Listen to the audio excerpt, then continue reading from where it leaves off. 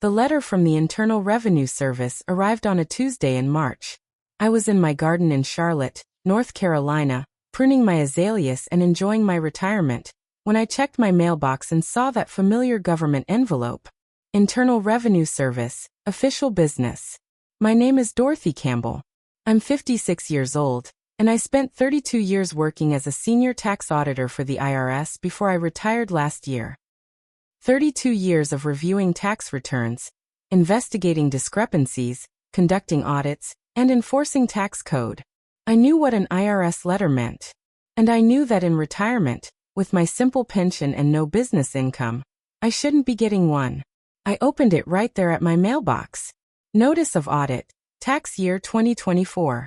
Dear Ms. Campbell, our records indicate discrepancies between income reported on your tax return and information received from third-party sources. Specifically, 1. You reported income of $45,200, pension only. 2. Our records show additional business income of $127,000 from Lux Lifestyle Consulting LLC. 3. Business expenses claimed, $58,000. 4.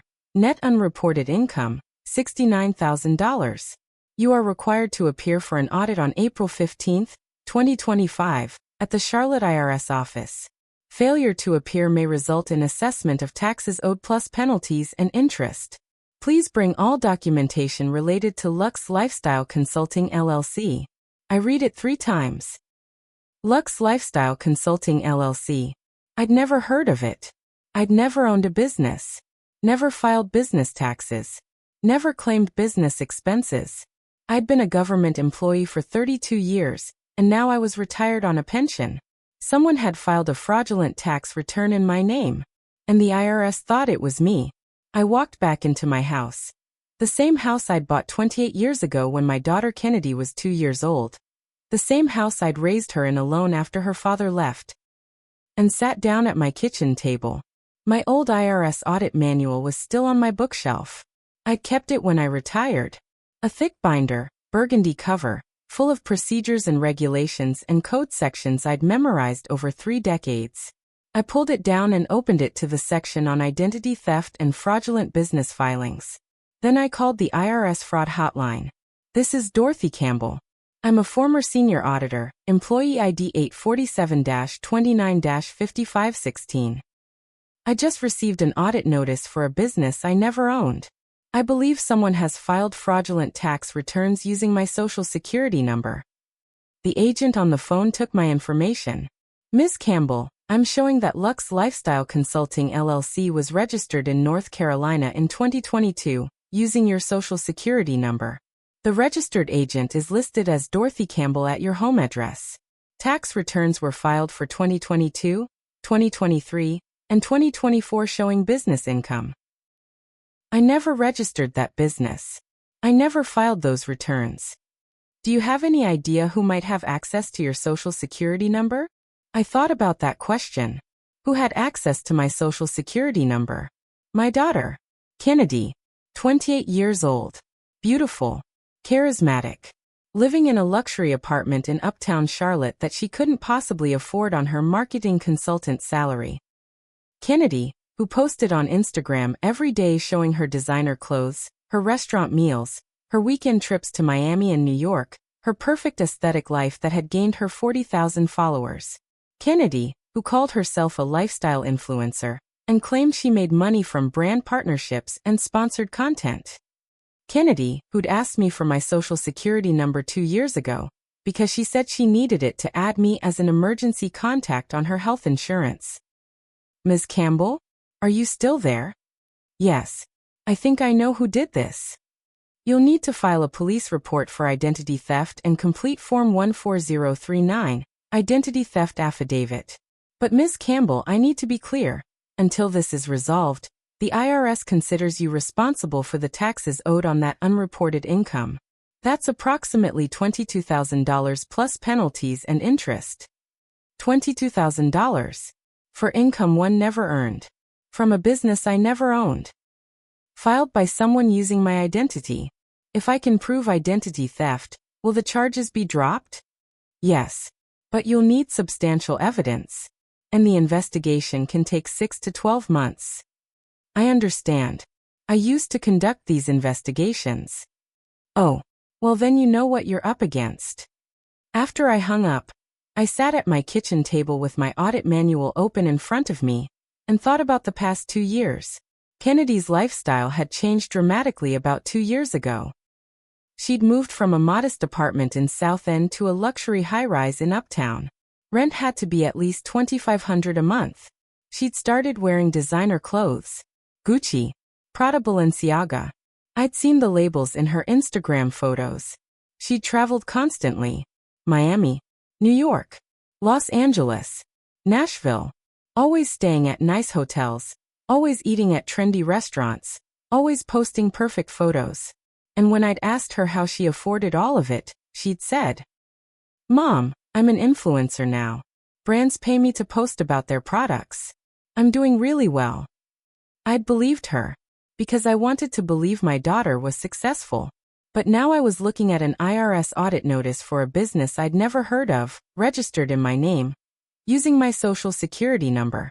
And the timeline matched exactly when Kennedy's lifestyle had changed. I pulled out my laptop and searched for Lux Lifestyle Consulting LLC, North Carolina. Found the business registration on the North Carolina Secretary of State website. Business name, Lux Lifestyle Consulting LLC. Registered agent, Dorothy Campbell.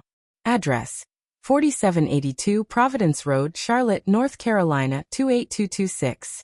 That was my address. Date of formation, June 15, 2022. 2 years ago. Right when Kennedy's lifestyle had changed. Business purpose, marketing and lifestyle consulting services. I clicked on the filing history. Annual reports filed for 2022, 2023, and 2024. All signed electronically with my name. I'd never signed any of these documents. I pulled out my phone and called Kennedy. She answered on the third ring, her voice bright and cheerful. "Hey Mom. What's up?" "Kennedy, I need to ask you something. Do you know anything about a business called Lux Lifestyle Consulting?" Silence. Kennedy. Why are you asking?" "Because I just got a letter from the IRS saying that business is registered in my name, and I owe $22,000 in back taxes for income one never reported." More silence. Kennedy, did you register a business using my social security number? "Mom, I can explain. Did you or didn't you? It's not what you think. Answer the question." "Okay, yes. But Mom, I needed it for my influencer business. I needed an LLC to work with brands and get paid, but my credit wasn't good enough to get approved on my own, so I used your information. But I was going to pay all the taxes. I was going to handle everything." I felt the room tilt. "You used my social security number to register a business without my permission?" "I was going to tell you. I just needed to get established first." "Kennedy, that's identity theft. That's fraud. That's a federal crime." "Mom, don't be dramatic. It's just paperwork. I'm the one doing all the work. I'm the one making the money. I just needed your information to set things up legally." "If you're making the money, why does the IRS think I owe $22,000? "Because I might have filed the tax returns showing the business income under your name, but I was going to pay it. I just haven't gotten around to it yet. You filed false tax returns in my name." "They're not false. The business is real. I really did make that money, but you reported it as MY income when it was yours. It's the same thing." "No, Kennedy, it's not the same thing. You committed tax fraud, and you made me responsible for taxes on money you earned." "Mom, you're overreacting. Just tell the IRS it was a mistake. Tell them you'll amend the returns. It's not a big deal." "Not a big deal. Kennedy, I could go to jail for this. The IRS thinks I filed fraudulent tax returns." "You're not going to jail. You used to work there. Just fix it." "I can't just fix it, Kennedy. You committed crimes. Multiple crimes. Identity theft. Tax fraud. False business registration." "Oh my God, Mom. Why are you being so extra about this? I'm your daughter. I thought you'd want to help me succeed." Help you succeed by letting you commit fraud using my identity. You know what? Forget it. I should have known you'd react like this. You never support me. You never believe in me. Kennedy. She hung up on me. I sat at my kitchen table, staring at my phone, trying to process what had just happened. My daughter had stolen my identity, filed false tax returns in my name, made me responsible for over $20,000 in taxes I didn't owe. And when confronted, she'd acted like I was the problem for being upset about it. I looked at the IRS letter again. Required to appear for audit on April 15th. That was 3 weeks away. 3 weeks to prove that I wasn't the one who'd committed fraud. 3 weeks to gather evidence that my own daughter had stolen my identity. 3 weeks to build a case strong enough that the IRS would believe me instead of the tax returns filed in my name. I pulled my audit manual closer and started reading. Because if Kennedy thought I was going to just fix it and let her get away with this, she was wrong. I'd spent 32 years conducting audits and investigating fraud. I knew exactly how to build a case. And I knew exactly what happened to people who lied to the IRS. My daughter was about to learn both of those things. I spent the next 3 days gathering information. First, I pulled my credit report.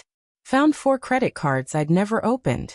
Chase Sapphire Reserve, open June 2022 balance, $18,450. American Express Gold, open July 2022 balance, $12,200. Capital One Venture, open September 2022 balance, $15,800. Bank of America Business, open November 2022 balance, $13,600. Total, $60,050 in credit card debt. All opened using my Social Security number. All registered to my home address. All showing business expenses as the purchase categories. I requested detailed statements for all 4 cards. When they arrived, I went through them line by line. Neiman Marcus, Saks Fifth Avenue, Nordstrom, Revolve, Net-a-Porter, designer clothing stores, the Ritz-Carlton Miami, the Standard Los Angeles, the Edition New York, luxury hotels, Estiginobu, Carbone, Catch, Uchi, expensive restaurants. Every single purchase matched Kennedy's Instagram posts.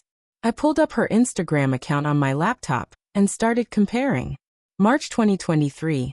Photo of Kennedy at Nobu in Miami. Caption: business dinner with an amazing client. Credit card statement.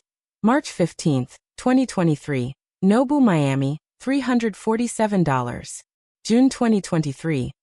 Photo of Kennedy in a Gucci dress. Caption: invested in this piece for content creation. Quality matters. Credit card statement. June 3, 2023, Gucci South Park, $2,400. September 2023, photo of Kennedy at the Standard in LA. Caption: West Coast work trip. So grateful for this life. Credit card statement. September 12 to 14, 2023. The Standard LA, $1,850. Every single post. Every single business expense. Charged to credit cards opened in my name. Using my Social Security number. For my fake business. I made a spreadsheet. Left column. Instagram post with date and caption. Right column. Matching credit card charge with date and amount. 37 matches. 37 pieces of evidence that Kennedy had used my identity to fund her influencer lifestyle. Then I did something Kennedy probably didn't expect. I requested the tax returns filed for Lux Lifestyle Consulting LLC. As a former IRS auditor, I knew exactly how to request copies of returns filed under my Social Security number. They arrived a week later. 2022 tax return for Lux Lifestyle Consulting LLC. Gross income: $87,000. Business expenses: $42,000. Net income: $45,000. 2023 tax return. Gross income: $112,000. Business expenses: $53,000. Net income: $59,000. 2024 tax return. Gross income: $127,000. Business expenses: $58,000. Net income, $69,000. Total reported business income over 3 years, $173,000. Total taxes owed on that income, approximately $52,000. Taxes paid, $0. I stared at those numbers. Kennedy had reported $326,000 in gross business income over 3 years. Claimed $153,000 in business expenses. Paid 0 taxes. And made me responsible for all of it. Then I had a thought. If Kennedy had reported $326,000 in business income on tax returns filed in my name, but Kennedy was the one actually making that money as an influencer, then Kennedy had $326,000 in unreported personal income. Income she'd never paid taxes on, because she'd fraudulently reported it as my business income instead. I opened a new spreadsheet and started calculating. Kennedy's actual income from influencer work, $326,000 over 3 years. Taxes she should have paid on that income, approximately $98,000. Taxes she actually paid, $0. Tax evasion, $98,000. I sat back in my chair and looked at what I'd discovered. My daughter hadn't just stolen my identity to open credit cards. She'd created an entire fraudulent business structure to avoid paying taxes on her influencer income. She'd filed false tax returns in my name, making me responsible for taxes on money she'd earned. She'd committed identity theft, tax fraud, credit card fraud, and business registration fraud. And she'd done it all while posting on Instagram about her blessed life and her amazing opportunities. I thought about calling her again. Thought about giving her one more chance to come clean. But I remembered how she'd reacted when I'd confronted her the first time. You're being so extra about this. You never support me. Just fix it. She didn't think she'd done anything wrong. She thought I should be grateful she'd chosen to use my identity instead of someone else's. I pulled out my phone and took photos of everything. The credit card statements. The Instagram posts. The tax returns. The business registration documents. The spreadsheet comparing posts to charges. Then I called the Charlotte-Mecklenburg Police Department.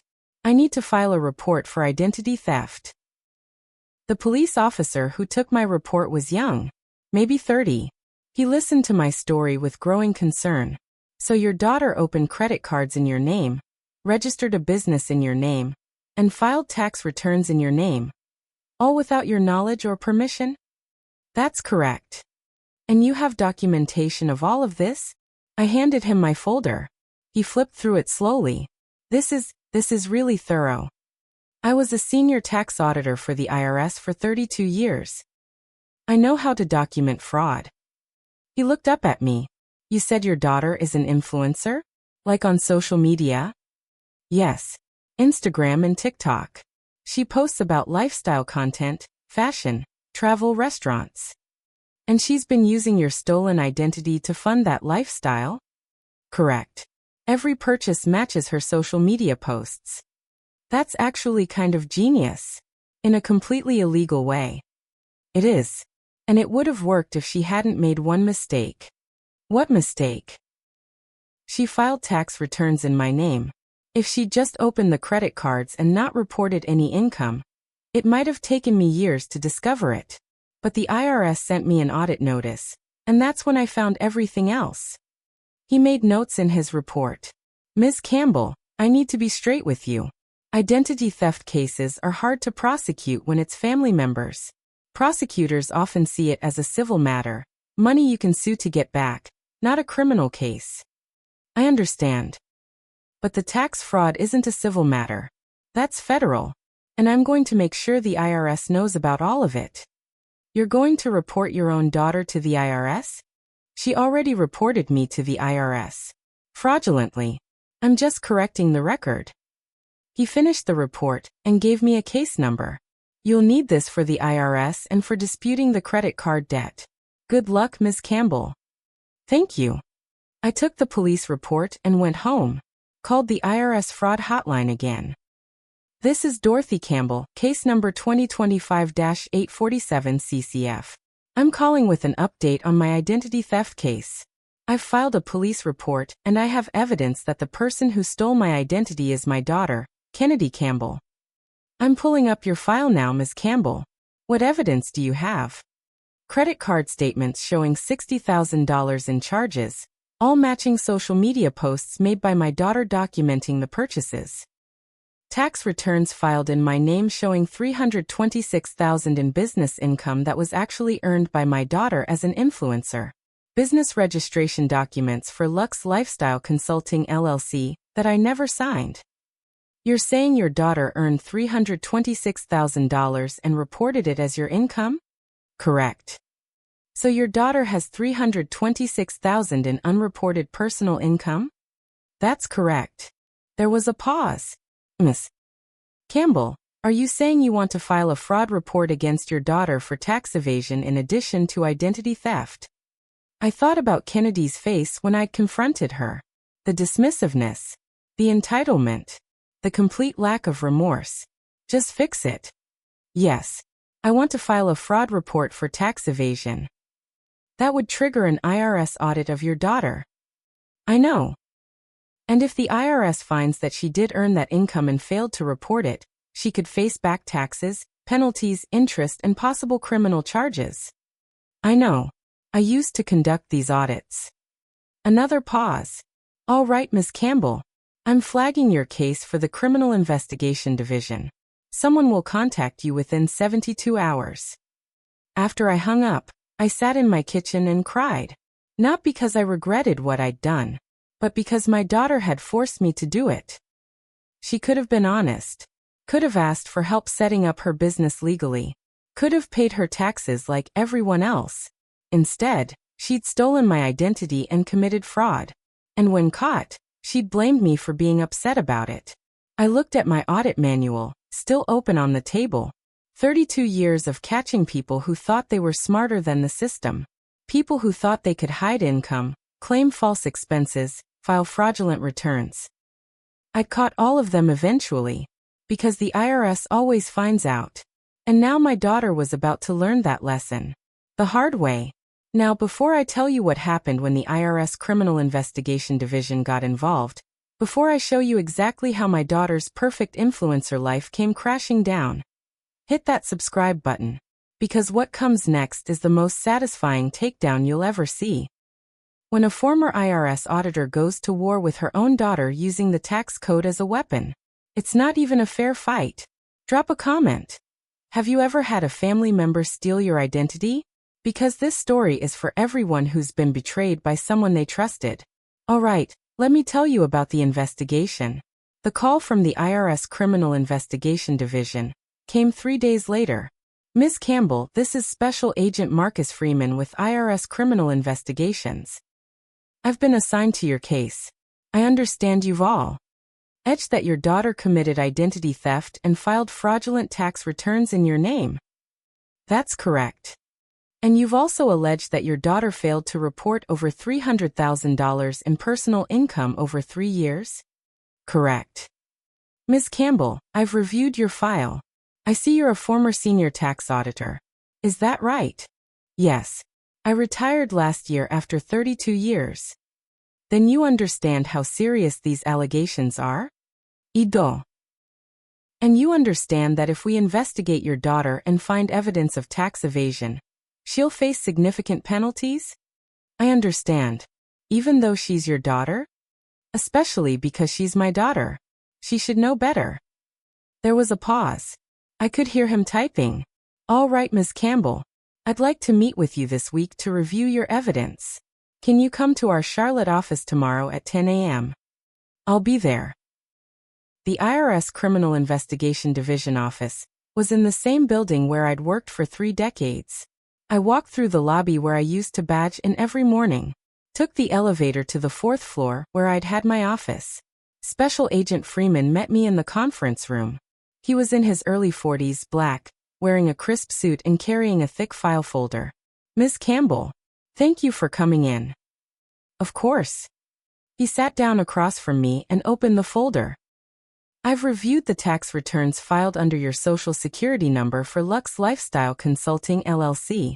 I've also reviewed the police report you filed and the credit card statements you provided. Your documentation is extremely thorough. I know what you need to build a case. I can see that. You've essentially done half my job for me. He pulled out the tax returns and spread them on the table. Let's walk through this. These returns show business income of $326,000 over 3 years.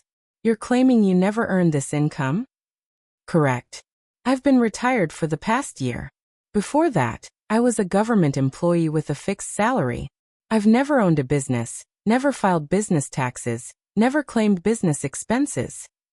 But someone filed these returns in your name? My daughter, Kennedy Campbell. And you believe your daughter actually earned this income but reported it as yours to avoid paying taxes?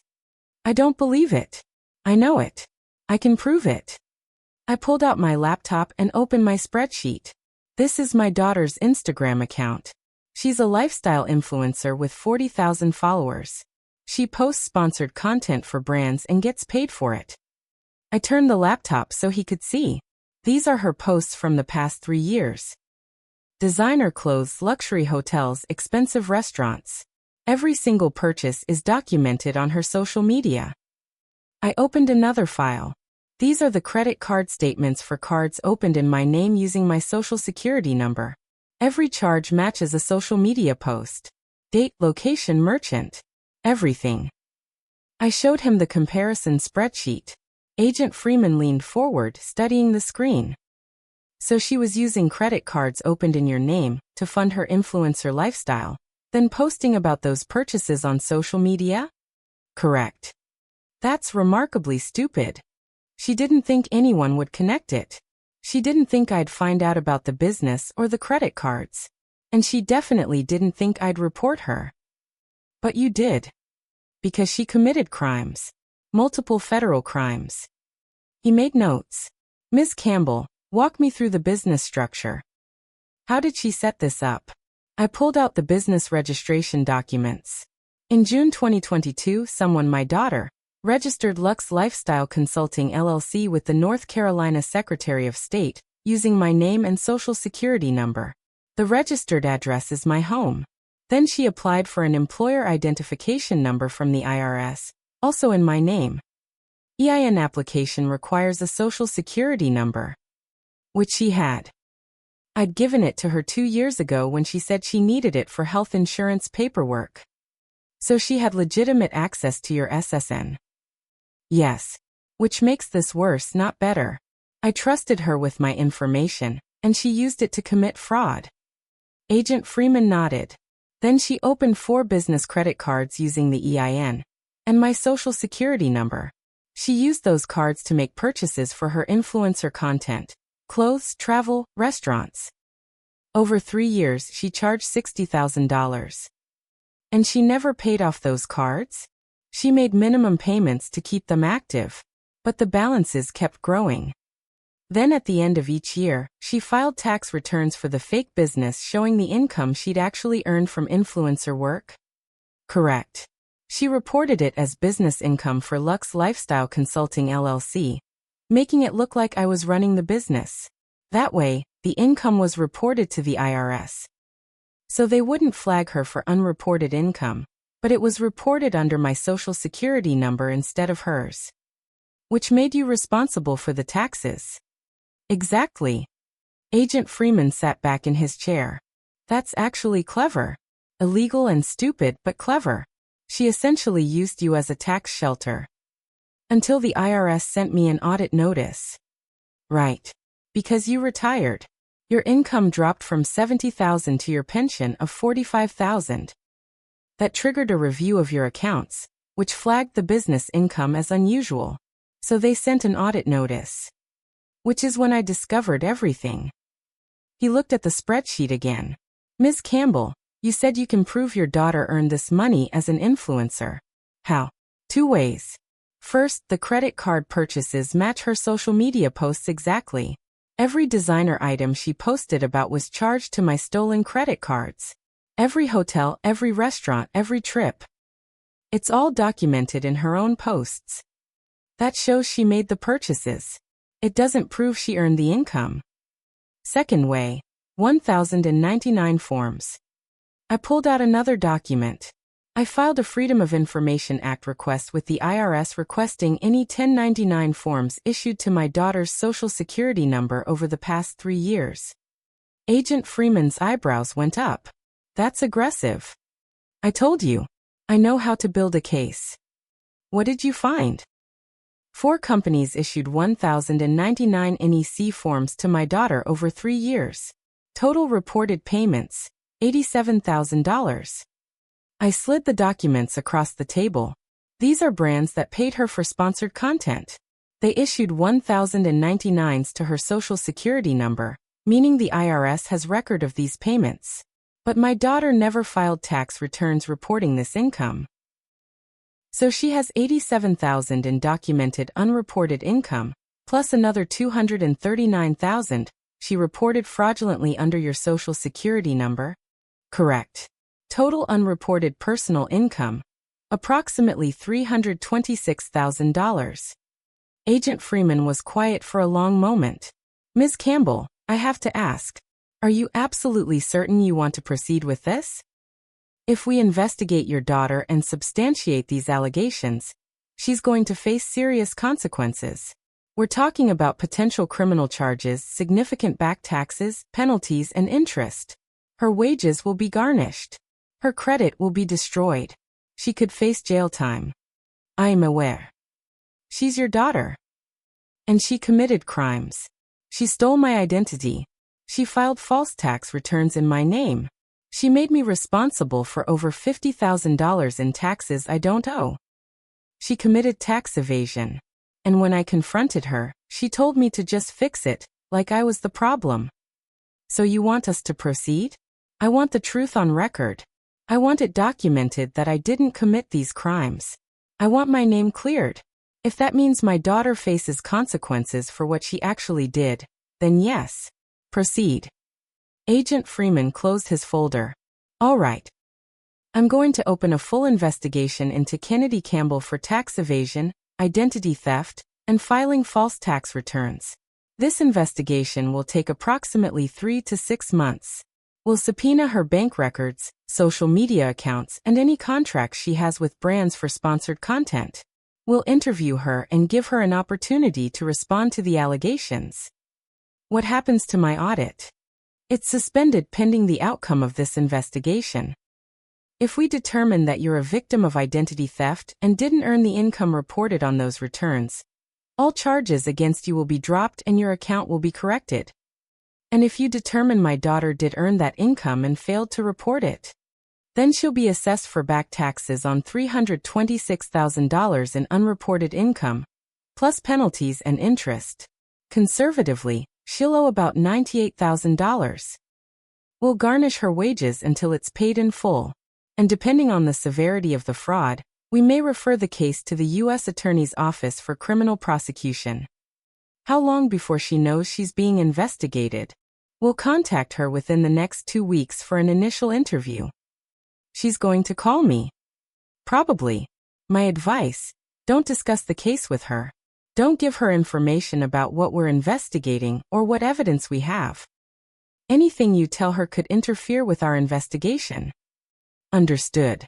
I left the IRS office feeling like I'd just set a bomb with a timer. Kennedy had no idea what was coming. She thought this was over. Thought I'd fixed it, like she'd told me to. But in 2 weeks, she was going to get a call from an IRS special agent. And her perfect influencer life was going to start unraveling. I didn't tell Kennedy about the investigation. I didn't call her, didn't text her, didn't reach out. I waited. 10 days later, my phone rang. Kennedy, calling me for the first time since I'd confronted her about the business. Mom, I need to talk to you. About what? I got a call from the IRS. They want to interview me about my income over the past 3 years. Do you know anything about this? What did they say? They said they're investigating discrepancies between income one reported and income they have record of. They asked me about sponsored content and brand partnerships, and whether I filed tax returns. Mom, what's going on? It sounds like they're auditing you. Why would they audit me? I don't make enough money to get audited. How much do you make, Kennedy? I don't know. It depends on the month. But it's not like I'm rich or anything. The IRS seems to think you made over $300,000 in the past 3 years. Silence. Kennedy. That's not right. Where would they get that number? From the tax returns filed for Lux Lifestyle Consulting LLC, the business you registered in my name. Oh my God. Mom, did you tell them about that? I reported identity theft. The IRS discovered the rest. You reported me? I reported fraud. I'm your daughter. And you stole my identity and committed tax evasion. What did you think would happen? I thought you'd help me. I thought you'd protect me. By lying to federal investigators? By letting you get away with crimes. They're saying I might owe $90,000 in back taxes. Mom, I don't have $90,000. Then you shouldn't have earned $300,000 without paying taxes on it. I didn't earn $300,000. Yes, you did. You earned it from sponsored content and brand partnerships. You just reported it fraudulently under my name instead of yours. This is insane. You're destroying my life over a mistake. This wasn't a mistake, Kennedy. This was deliberate fraud over 3 years. I hate you. She hung up. I sat with that for a moment. My daughter hated me because I wouldn't let her steal my identity and commit tax fraud without consequences. I thought about calling her back. Thought about trying to explain that I was protecting myself, not attacking her. But I remembered what Agent Freeman had said. Don't discuss the case with her. So I didn't call back. I just waited. 3 weeks later, Agent Freeman called me again. Ms. Campbell, I wanted to give you an update. We interviewed your daughter yesterday. How did it go?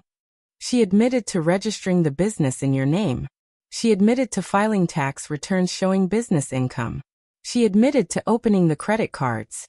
But she claims she had your permission to do all of it. That's a lie. I know. We reviewed her social media accounts.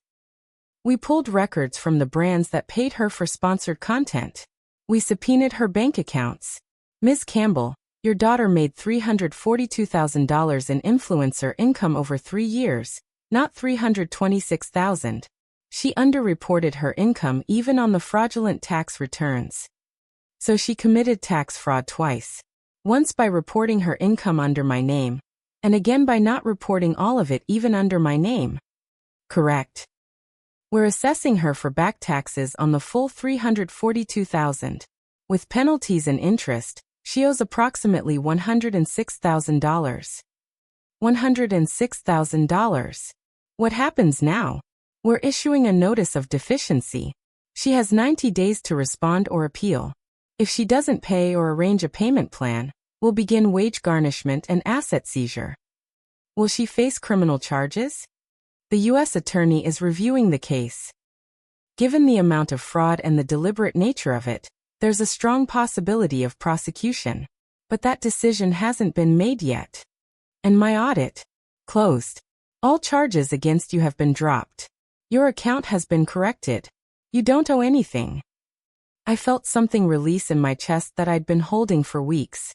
Thank you. Ms. Campbell, I have to say, in 20 years of investigating tax fraud, I've never seen a victim document a case this thoroughly. You made my job significantly easier. I knew what you'd need. You did. And frankly, your daughter picked the wrong person to commit identity theft against. After we hung up, I sat in my kitchen and thought about what came next. Kennedy owed $106,000. She didn't have $106,000, which meant wage garnishment, asset seizure, possible criminal charges. Her credit would be destroyed. Her influencer lifestyle would collapse. All because she'd stolen my identity instead of just filing her taxes honestly. My phone buzzed. A text from Kennedy. The IRS says I owe $106,000. Mom, please. You have to help me. I'll lose everything. I stared at that message for a long time. Then I typed back. You should have thought about that before you stole my identity. I put my phone down and looked at my audit manual, still sitting on the kitchen table where I'd left it weeks ago. The burgundy cover. The sections I'd memorized. The procedures I'd followed for 32 years. This manual had been my career. And it had just saved me from my own daughter's fraud. Kennedy had thought she was smart. Thought she could use my identity without getting caught. Thought the IRS wouldn't notice. Thought I wouldn't fight back. But she'd made one critical mistake. She'd stolen from someone who knew the system better than she did. And now she was about to learn what happens when the IRS comes after you. 2 weeks after Kennedy received her notice of deficiency, she showed up at my house. I was in my kitchen making dinner when I heard pounding on my front door. Mom. Open the door. I know you're home. I put down my knife and walked to the door. Opened it. Kennedy was standing on my porch, mascara running down her face, still wearing the designer clothes she'd bought with my stolen credit cards. Can I come in? I don't think that's a good idea. Mom, please. I need to talk to you. Against my better judgment, I let her in. She collapsed onto my couch crying. They're garnishing my wages. 25% of every paycheck. I can't afford my rent. I can't afford anything. Mom, I'm going to lose my apartment. Then you'll need to find a cheaper apartment. I can't. Do you know how this looks? I'm an influencer. I can't go from a luxury high-rise to some cheap apartment in South End. My followers will know I'm broke. Kennedy, you are broke. You owe $106,000. Because you reported me. No. Because you committed tax fraud. I just made sure the IRS knew about it. You could have helped me. You could have paid the taxes for me, and we could have fixed this quietly. With what money? I'm retired on a pension. I don't have $100,000 lying around. And even if I did, why would I pay taxes on income you earned? Because I'm your daughter. And you stole my identity. She was crying harder now. Mom, they're talking about criminal charges. The U.S. Attorney's Office. They could send me to prison. I know. And you don't care? Ikare. But Kennedy, you committed federal crimes. Multiple federal crimes. What did you think would happen? I thought you'd protect me. I thought that's what mothers do. Mothers protect their children from unfair consequences. These consequences are fair. You earned $342,000 and paid zero taxes. You stole my identity to do it. You made me responsible for your tax debt. This is exactly the consequence you deserve. So you want me to go to prison? I want you to take responsibility for what you did. I am. I admitted everything to the IRS. Only after you got caught. When I first confronted you, you told me to just fix it. You showed zero remorse. You blamed me for being upset. Because I didn't think you'd actually report me. I thought you loved me. I do love you. But I love myself too.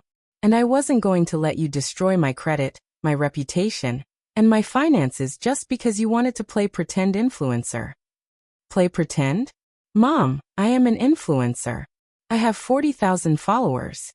You have 40,000 followers who think your life is real. But it's not real, Kennedy. It's all bought with stolen credit. Designer clothes you can't afford. Hotels you charge to my name. Restaurants paid for with credit cards you fraudulently opened. None of it is real. It was real to me. Then you should have found a way to afford it honestly. She stood up, wiping her face. Fine. If you won't help me, I'll figure it out myself. How? I don't know. Maybe I'll file for bankruptcy. Maybe I'll get a payment plan with the IRS. Maybe I'll just leave the country. Leaving the country won't help. The IRS will still garnish any wages you earn, and you'll have a warrant out for your arrest if criminal charges are filed. Then what am I supposed to do? Get a lawyer. Cooperate with the investigation. Accept whatever plea deal they offer you. Pay back what you owe. And rebuild your life honestly. That's it. That's your advice. That's the reality, Kennedy. You committed crimes. Now you face consequences. There's no way around it. She walked to the door, then turned back. You know what? I hope you're happy. I hope destroying your daughter's life makes you feel good about yourself. I didn't destroy your life. You did that yourself when you stole my identity. She slammed the door on her way out. I stood in my living room for a long time after she left. Then I called my sister, Patricia. Patricia was 2 years younger than me, lived in Atlanta, and had always been my voice of reason. Dorothy, what's wrong? I told her everything. The identity theft, the tax fraud, the IRS investigation, Kennedy's visit tonight. Oh honey, I'm so sorry. Patricia, did I do the right thing? What do you mean?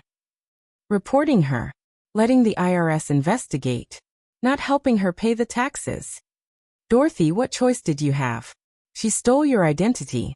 She committed crimes. Were you supposed to just let her get away with it? She's my daughter. And she treated you like a bank account, not a person. She used you. And when you found out, she didn't even apologize. She told you to fix it, like you were the problem. I know. So yes, you did the right thing. Kennedy needed to face consequences. This is the only way she'll learn. What if she goes to prison? Then she goes to prison. And maybe that'll be the wake-up call she needs. I don't want my daughter in prison. I know you don't. But Dorothy, you didn't put her there. She put herself there. All you did was tell the truth.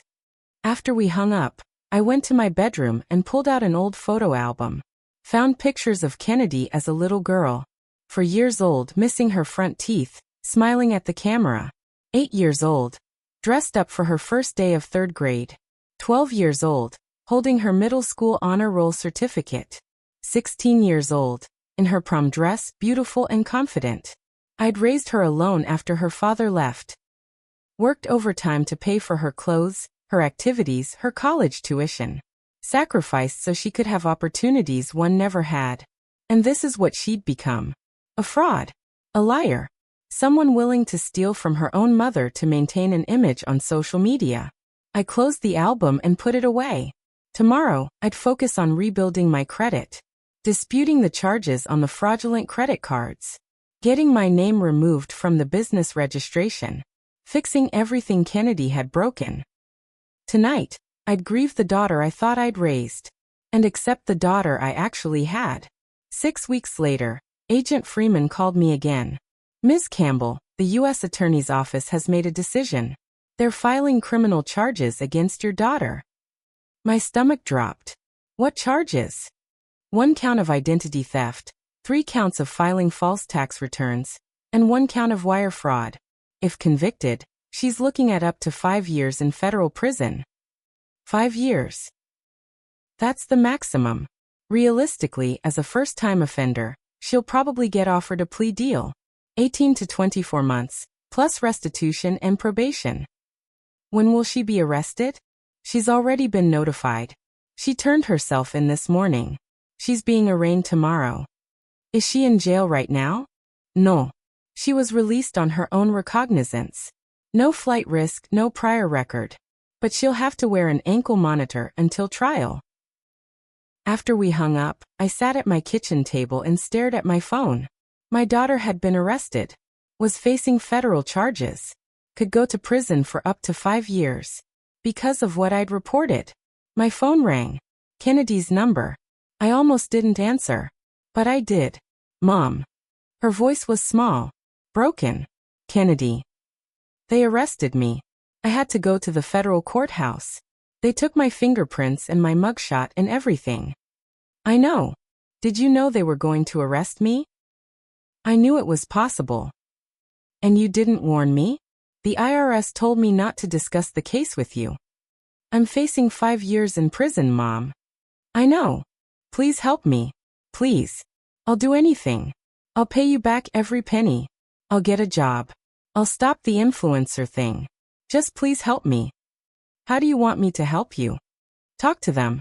Tell them you don't want to press charges. Tell them it was a misunderstanding. Kennedy, I can't do that. First, because it wasn't a misunderstanding, it was deliberate fraud. Second, because it's not up to me anymore. The U.S. Attorney is prosecuting you. I can't drop charges I didn't file. Then talk to my lawyer. Tell him I had your permission to use your social security number. That would be perjury. I never gave you permission. Mom, I'm begging you. Kennedy, listen to me. You need to accept responsibility for what you did. Get a lawyer.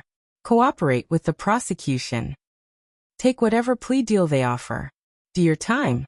Pay your restitution. And rebuild your life when you get out. That's it? That's all you have to say to me. What do you want me to say? That you forgive me. That you still love me. That you're on my side. I do still love you. But I'm not on the side of fraud and theft. Even when it's my daughter committing them.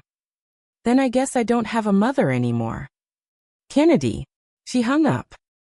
I sat with my phone in my hand, tears running down my face. Because I'd just lost my daughter. Maybe forever. But I'd kept my integrity. And sometimes, that's all you can do. 3 months later, Kennedy took a plea deal. 1 count of identity theft, 1 count of tax fraud. 18 months in federal prison, followed by 3 years of supervised probation. Restitution of $106,000 to the IRS, payable over 10 years. Restitution of $60,000 to me for the fraudulent credit card charges. Total. $166,000. Agent Freeman called to let me know. She'll report to a minimum security facility in West Virginia in 30 days. With good behavior, she'll be out in 15 months. 15 months. Ms. Campbell, I know this is hard. But your daughter is young. She'll be 30 when she gets out. She'll have her whole life ahead of her. This doesn't have to define her. I hope you're right. And Ms. Campbell, you did the right thing. I know it doesn't feel like it right now.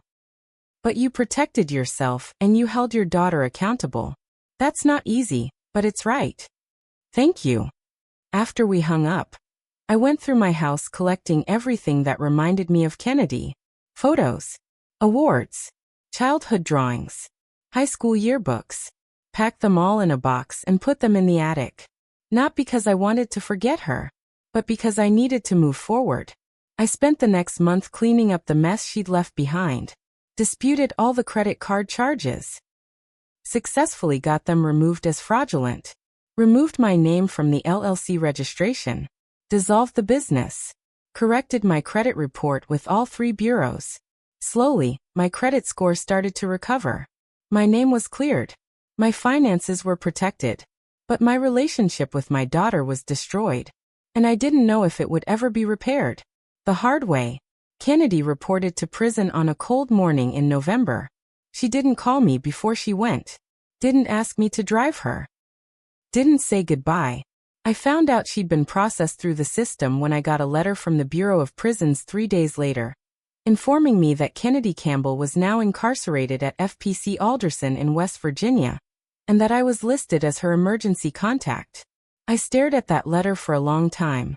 Federal Prison Camp Alderson. My daughter was in federal prison. And part of me, the part that had raised her, sacrificed for her, loved her, wanted to call immediately, to make sure she was okay, to send her money for commissary, to visit her. But another part of me, the part that had been stolen from, lied to, and blamed, remembered how she'd reacted when I'd confronted her. Just fix it. You're being so extra. You never support me. She'd only apologized when she'd been arrested. Only begged for help when she'd faced consequences. Never once said she was sorry for what she'd actually done to me. I put the letter in a drawer and didn't call. 2 months into Kennedy's sentence, I got a letter from her. The handwriting was unmistakably hers. I almost didn't open it. But I did. Dear Mom, I know you probably don't want to hear from me. I know you're probably still angry. But I'm writing this because my therapist here says I need to take accountability for what I did. And I can't do that if I don't talk to you. I've had a lot of time to think in here. About what I did. About why I did it. About how I justified it to myself. The truth is, I was jealous of other influencers who seemed to have everything. Designer clothes, luxury trips, perfect lives. And I wanted that. I wanted people to admire me. I wanted to feel successful. But I didn't want to work for it the way other people did. I didn't want to save up or budget or live within my means. I wanted it now. So when I needed to register a business and my credit wasn't good enough, I used your information. And I told myself it was fine, because you weren't using it anyway. You were retired. You didn't need perfect credit. Then when I needed credit cards to fund my content, I used your information again. And I told myself it was fine because I'd pay it back eventually. Then when I needed to report my income but didn't want to pay taxes on it, I filed returns in your name. And I told myself it was fine because we're family and family shares everything. But Mom, none of it was fine. I stole from you. I lied to you. I made you responsible for crimes I committed. And when you found out and confronted me, I blamed you for being upset instead of taking responsibility myself. I was wrong. About all of it. You didn't destroy my life by reporting me. I destroyed my own life by committing fraud. You didn't fail to support me. You supported me my entire life. I failed to be someone worthy of that support. I don't expect you to forgive me. I don't expect you to visit me or write back or send me money. I just wanted you to know that I finally understand what I did. And I'm sorry. I'm so sorry. Love. Kennedy. I read that letter 3 times. Then I put it in my Bible and went to my church. Sat in a pew and prayed for wisdom. Pastor Jenkins found me there an hour later. Sister Dorothy. Everything all right? I told him everything. The identity theft. The trial. The prison sentence. The letter. What do you think I should do? Do you believe she's genuinely sorry? I think so. But I also thought she was a good person before I discovered she'd been stealing my identity for 3 years. So I don't trust my judgment anymore. That's fair. But Dorothy, let me ask you this. What do you want? What do I want? Not what you think you should want. Not what a good mother would want. What do you want? I thought about that. I want my daughter back. The real version. Not the influencer. Not the fraudster. The girl I raised. Do you think that girl still exists? I don't know. Maybe. If prison and therapy and consequences can bring her back. Then maybe you wait and see. You don't have to forgive her today. You don't have to visit her or send money or write back. But you can leave the door open. Just a crack. And see if she's willing to do the work to walk through it. I went home and thought about that for 3 days. Then I sat down and wrote Kennedy back. Kennedy. I received your letter. Thank you for being honest about what you did and why you did it. I want you to know that I do still love you. You're my daughter and I'll always love you. But love doesn't mean I have to trust you. And right now I don't. You stole my identity for 3 years. You filed false tax returns in my name. You made me responsible for over $100,000 in debt I didn't owe. You showed no remorse until you faced consequences. So no, I'm not ready to forgive you yet.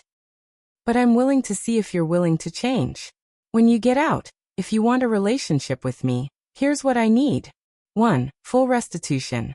Every penny you owe me, paid back over time. 2. Complete honesty. No more lies, no more schemes, no more shortcuts. 3. Real accountability. Not just saying you're sorry, but actually behaving differently. 4. Boundaries. I will never give you access to my financial information again. I will never co-sign for you. I will never bail you out. If you can accept those terms and actually follow them, we can rebuild something. Slowly. If you can't, then we'll stay in limited contact, and you'll live your life and I'll live mine.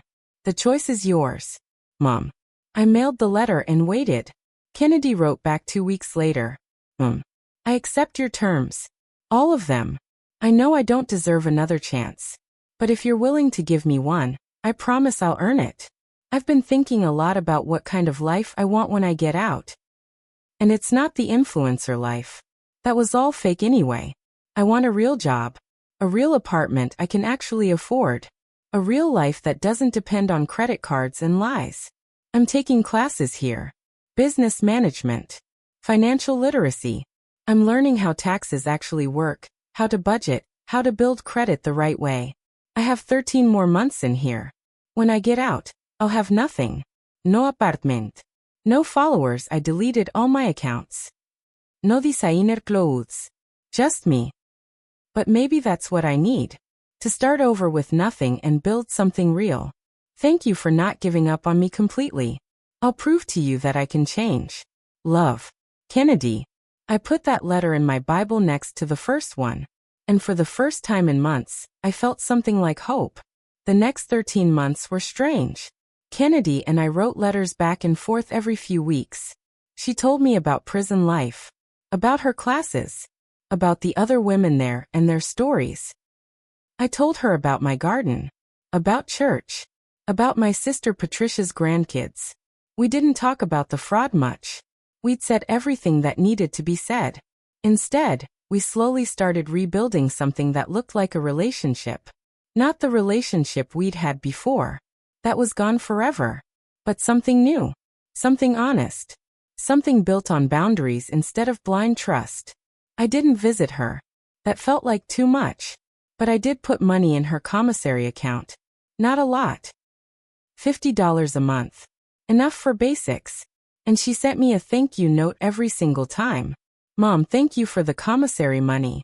I used it to buy stamps so I can write to you, and coffee so I can stay awake during my classes. I appreciate it. Small things. But they mattered.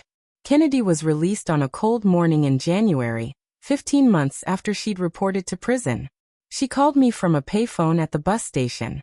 Mom, it's me. I'm out. Where are you? Bus station in Charleston, West Virginia. I'm taking a Greyhound back to Charlotte. It gets in at 6 p.m. Do you have a place to stay? I'm going to a halfway house for the first 3 months. It's part of my supervised release.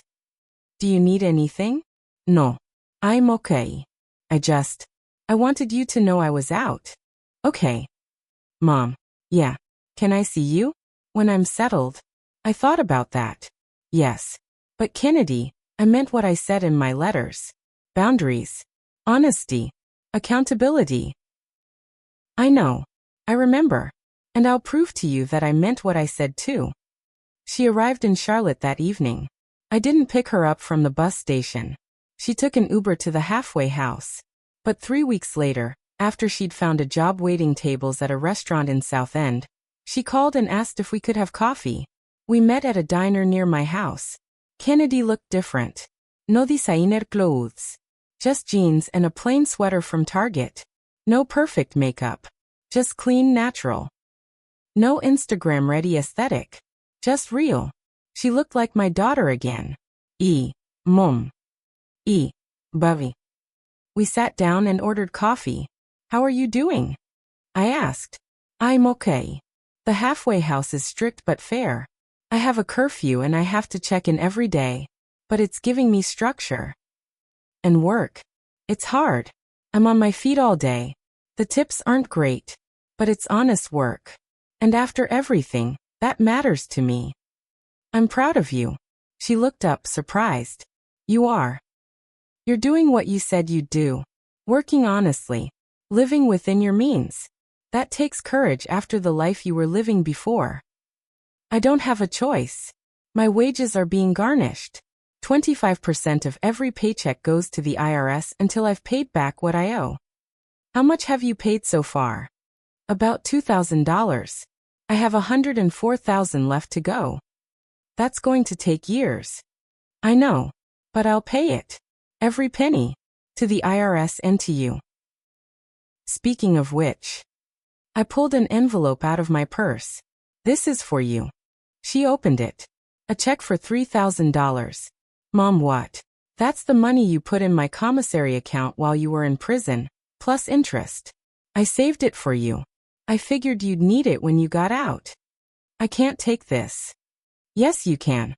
Consider it a loan. Pay me back when you're able. But Kennedy, you need first and last month's rent for when you move out of the halfway house. You need work clothes. You need to get on your feet. She started crying. Thank you. You're welcome. But Kennedy, I'm serious about the loan part. I want you to pay me back.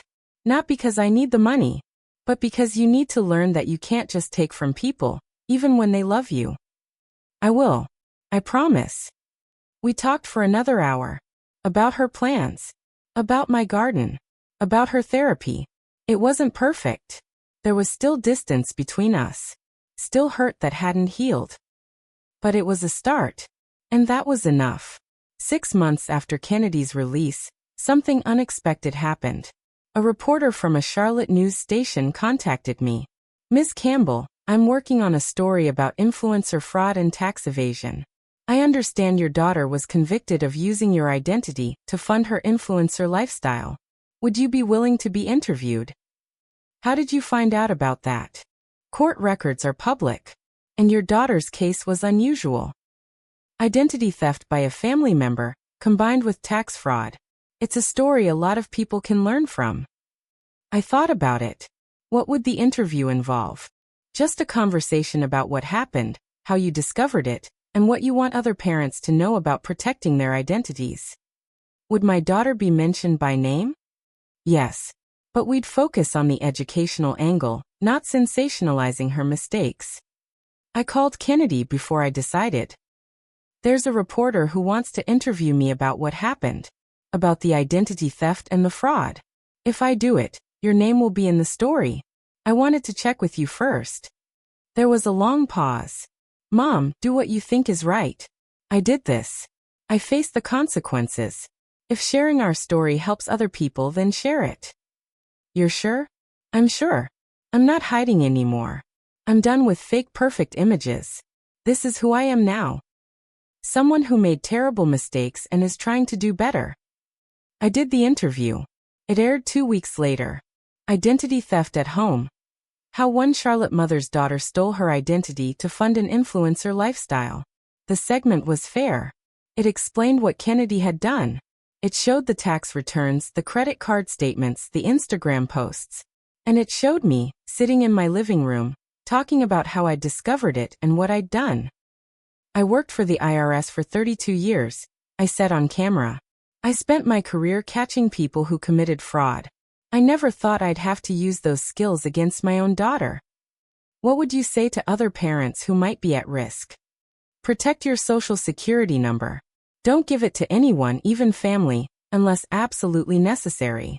Check your credit report regularly. And if you discover fraud, report it. Even if it's your own child. Because the only way they'll learn is if they face consequences. The story went viral. Not nationally, but locally in Charlotte, it got attention. People recognized me at the grocery store. You're that woman whose daughter stole her identity. I saw your interview. You did the right thing. My son did something similar. Thank you for speaking out. Kennedy called me the day after it aired. Mom, I saw the interview. And you were right. About all of it. And I'm glad you told the truth. How are people treating you? Some people recognized me from the story. A few customers at the restaurant gave me dirty looks. But you know what? I deserved it. I did those things. I faced the judgment. That's mature of you. I'm trying to grow up. Finally. 1 year after Kennedy's release, Kennedy moved out of the halfway house into her own apartment. A 1-bedroom in a modest complex near her work. $850 a month. Nothing fancy. But it was hers. Paid for with money she'd earned honestly. She'd paid off $12,000 of her debt to the IRS. $94,000 left to go. She'd paid me back $1,500 of the $3,000 loan I'd given her. Small progress. But real progress. We had dinner once a month now. Sometimes at my house. Sometimes at a restaurant. The relationship wasn't fully healed. We weren't as close as we'd been before. But we were honest with each other. And that was better than close but fake. One night, over dinner at my house, Kennedy said something that surprised me. Mom, I've been thinking about going back to school. For what? Accounting. Or maybe tax preparation. I know that sounds crazy after everything. But I spent 15 months in prison learning about the tax code and financial systems. And I realized, I'm actually good at it. I understand it. And I think I could help people do their taxes correctly. You want to be a tax preparer? Maybe. Or a bookkeeper. Something where I use numbers and help people stay legal. I don't know. Is that weird? Kennedy, I think that's wonderful. You're taking what you learned, even the hard way, and turning it into something positive. Would you help me? If I go back to school? Not financially. I'll pay for it myself with financial aid. But would you? I don't know, tutor me? Help me understand the stuff that's confusing. I looked at my daughter, sitting at my kitchen table. asking for help with her education instead of asking for money. Yes, I'll help you. Thank you. But Kennedy, I have one condition. What? You have to promise me that if you become a tax preparer, you'll never, ever help anyone commit fraud. Even if they ask. Even if it would make you more money. You do everything by the book. Mom, after what I went through, I'll be the most honest tax preparer in North Carolina. I'll probably overreport just to be safe. I laughed. The first real laugh I'd had with my daughter in years. Okay then. Let's do it. 2 years after Kennedy's release, Kennedy graduated from community college with an associate degree in accounting. She got a job at a small tax preparation firm making $38,000 a year. Not much, but more than she'd been making as a waitress. She'd paid off $28,000 of her debt to the IRS. $78,000 left to go. She'd paid me back the full $3,000 loan, plus $1,000 toward the original $60,000 restitution she owed me. I told her to focus on the IRS debt first, but she insisted. I owe you more than money, Mom. I owe you trust. And I'm going to earn it back, one payment at a time. We had dinner every week now. And slowly, carefully, we'd rebuilt something that looked like a real mother-daughter relationship. Not the one we'd had before. That was gone forever. But something new. Something built on honesty instead of obligation. Boundaries instead of blind trust. Accountability instead of excuses. One evening, Kennedy came over with a gift. What's this? Open it. I unwrapped a framed certificate. Certificate of Appreciation. Presented to Dorothy Campbell. For 32 years of service to the Internal Revenue Service. And for teaching your daughter that integrity matters more than image. I looked up at Kennedy, tears in my eyes. I had it made, she said quietly. Because Mom, you didn't just catch me committing fraud. You taught me what real success looks like. And it's not designer clothes or Instagram followers. It's living honestly. Paying your debts. Doing right even when it's hard. Kennedy, I know I can never fully make up for what I did. I stole 3 years of your peace. I put you through an audit and an investigation. I made you report your own daughter to the IRS. But I want you to know, I'm grateful you did it. Because if you hadn't, I'd still be living a lie. And I'd be miserable. I hugged my daughter for the first time in years. Really hugged her. And felt something shift. Not complete forgiveness. Not yet. But the beginning of it. Present day. I'm 59 now. Kennedy is 31. She's been out of prison for 3 years. She's paid off $45,000 of her debt to the IRS. $61,000 left to go. She's paid me back $8,000 of the $60,000 she owes me. At her current pace, she'll have it all paid back by the time she's 45. She's still working as a tax preparer. She loves it. Says she feels like she's helping people avoid the mistakes she made. She's dating someone, a good man who knows her history and hasn't run away. She's rebuilt her life. Slowly. Honestly. One paycheck at a time. We have dinner twice a week now. And last month, she asked me something that surprised me. Mom, do you think you could ever trust me again? I thought about that. I think so. You've proven over 3 years that you're different now. You've kept every promise you've made. You've paid back money consistently. You've been honest with me even when it was hard. So you trust me? I trust that you're trying. And that's enough for now. She smiled. That's all I can ask for. We sat on my porch that evening, drinking sweet tea, watching the neighborhood kids play in the street. Mom, can I ask you something? Of course. Do you ever regret reporting me? I thought about that for a long time. No. Because Kennedy, if I hadn't reported you, you'd still be committing fraud. You'd be deeper in debt. You'd probably be facing even worse charges by now. Reporting you was the kindest thing I could do, even though it felt cruel at the time. I'm starting to understand that. Good. And Mom?